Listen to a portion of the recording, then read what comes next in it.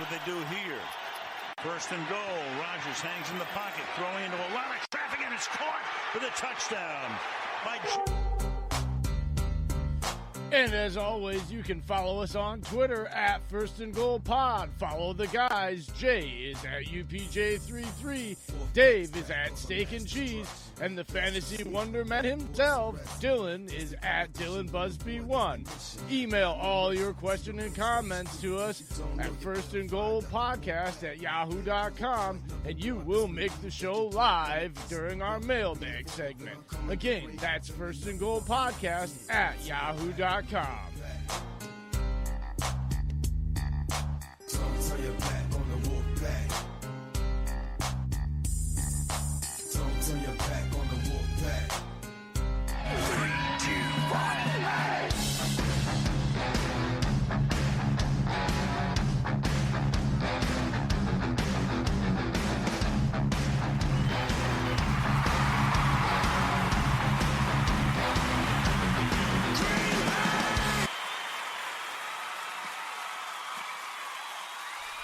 And welcome, everybody, to another live edition of First and Goal with me, your founder and producer, Jay Andrews in the UP.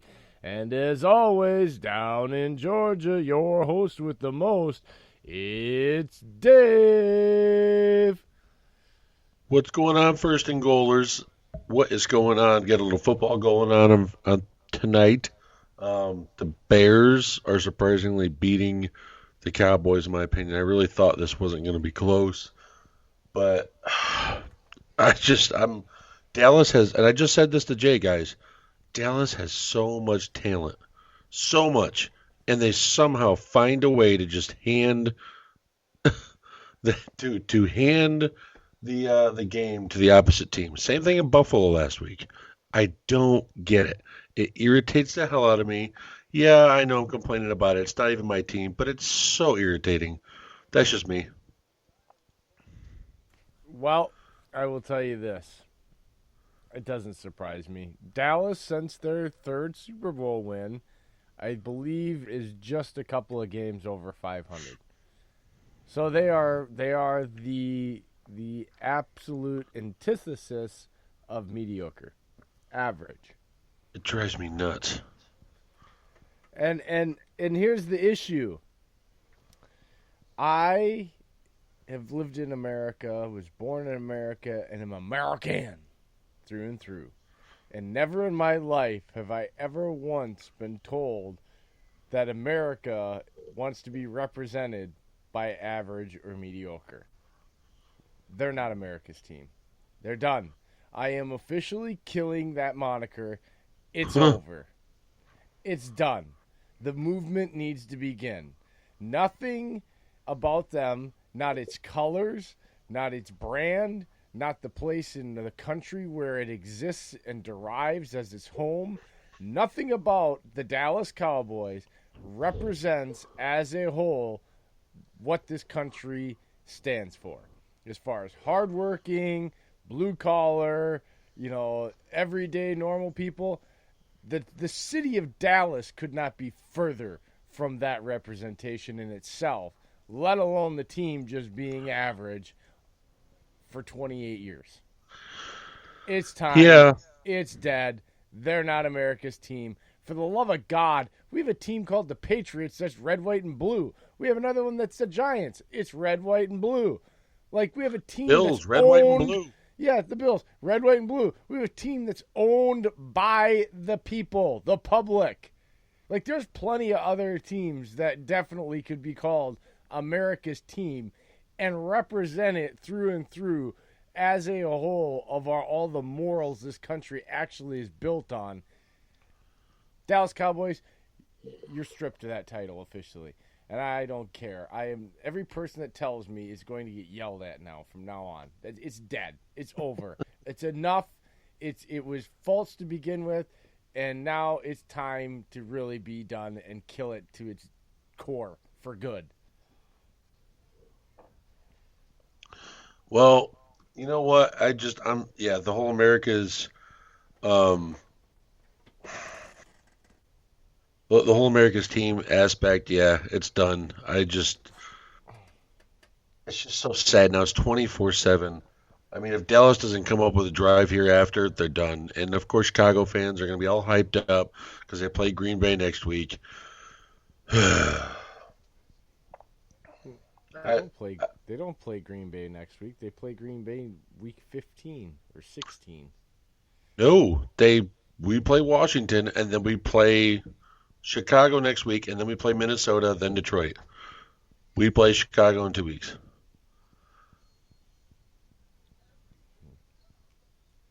It's week 14, isn't it? Not week 13. Where have you been for like every 3 episodes we have on this show, Jay Andrews?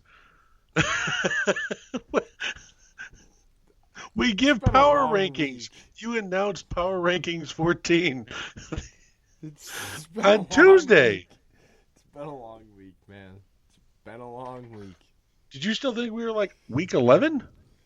I had 13 stuck in my head. I don't know.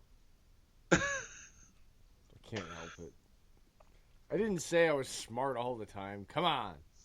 Well, anyways, starting off here, I did a NFL mock draft today. Oh, okay, Figured well, I'd let's hear it. figured I'd run through. I'll just skim through. Um, Not gonna explain like I do power rankings. Take it for what it's worth, folks. I always do this about midway to 3 quarters of the year. I always start in mock drafts. Doesn't matter if my team's going to the playoffs. Doesn't matter if they're 1-10. It doesn't matter. I will still do mock drafts for the basis of the NFL on where I see teams weak points at and where their strong points are at. And this is how I do my mock drafts. I do a lot of analysis on this, especially as we get closer towards the draft. And the combine, I will have mock drafts out like it's crazy. But right now, it's usually about 1 or 2 a week. So here's my second official mock draft because I know I gave one before, but that was 15. So technically, wouldn't this be first, Jay, since I'm doing all 32? It's whatever your rules apply to it. You're making the rules. First ever mock draft for the 2020 from at Steg and Cheese or for David Steger on Twitter. All right, number one, Bengals. I got Joe Burrow. Yeah, Giants, Chase Young, blue chipper, edge rusher. Guy's a freak of nature. He's gonna help bring the Giants defense back to life. Redskins, Jerry Jeudy. They need weapons for Haskins. You put Jerry Jeudy and Scary Terry together, weapons galore. Dolphins, even though he's coming off an injury, Tua, they need him. Atlanta, Jeff Okuda from Ohio State. Lions get a huge addition in being sixth in the draft. Derek Brown, plug in that defensive lineman spot next to Snacks Harrison. I mean, God, guys, that's right there. Derek Brown is a stud defensive lineman. I love him. He's probably my co-top defensive lineman in this draft class. I'll get to the other one here in a little bit. Arizona Cardinals, Andrew Thomas from Georgia. I mean, Georgia turns out offensive linemen like it's nobody's business lately. Kyler Murray needs one. Excuse me for that, folks. I burped. I tried to talk through it. Arizona Cardinals, yes. Kyler needs protection. Andrew Thomas will give that. Jacksonville Jaguars, given either Mr. Minshew or Mr. Foles, a receiver, and C.D. Lamb from Oklahoma. I like the pick because C.D. Lamb is just electric. He's a possession receiver. He can play any position for a wide receiver, inside, outside, off the line, then motion. The C.D. Lamb is one of those wide receivers that you're going to be seeing at the top of NFL lists here in a couple of years. New York Jets, Tristan Wirfs, offensive tackle for Iowa. I just can't get enough of this guy. Another offensive lineman school in Iowa, and the Jets need it. Sam Darnold needs his stalwart left tackle to keep his blind side protected. Chargers, could have had another couple options here, but I took Justin Herbert.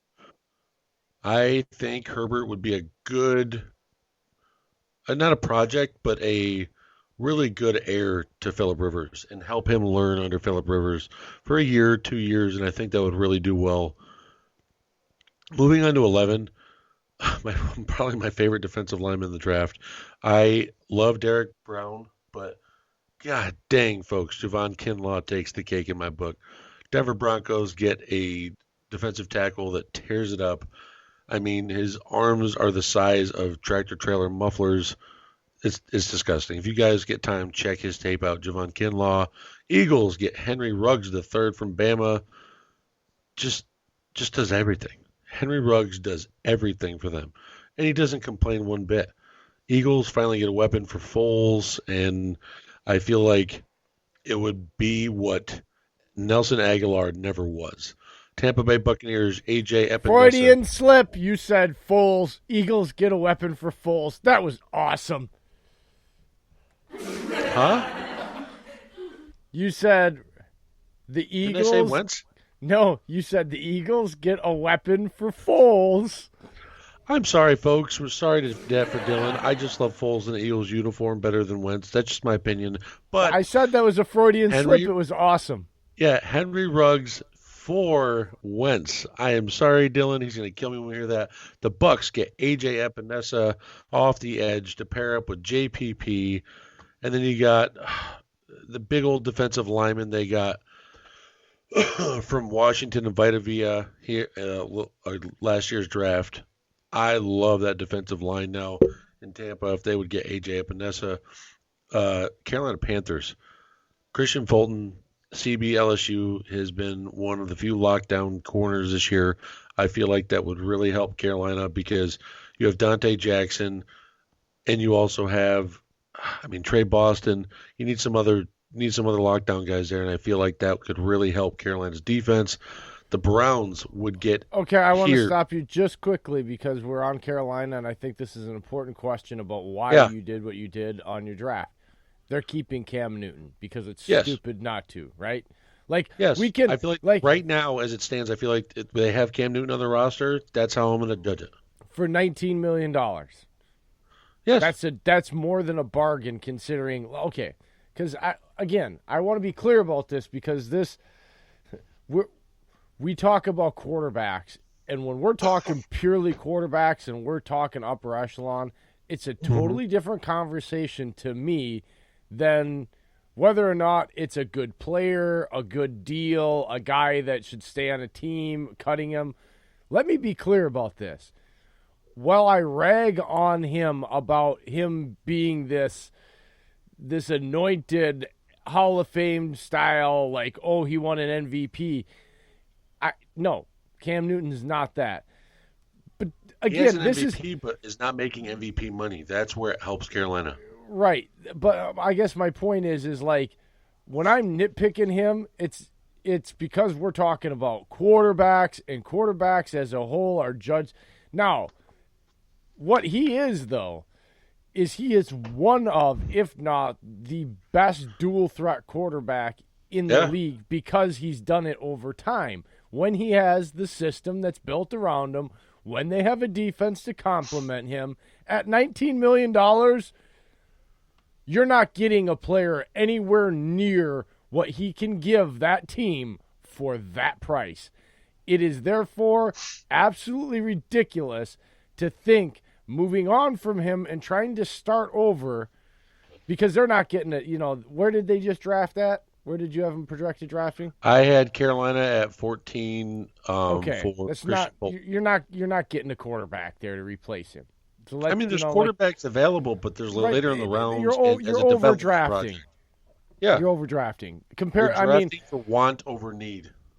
And then at the same time, that means that you've gotten rid of Cam Newton, and you're not going to get the juice is not going to be worth the squeeze of letting Cam Newton go and then trying to draft a quarterback this year. It's going to set the franchise back when they have. Because here's the deal, too, about Carolina that people are not talking about. Everything they've done, drafting Curtis Samuel and the other kid they had drafted a couple of years ago, and Christian McCaffrey, it's because of the offense they want to run with Cam Newton. You go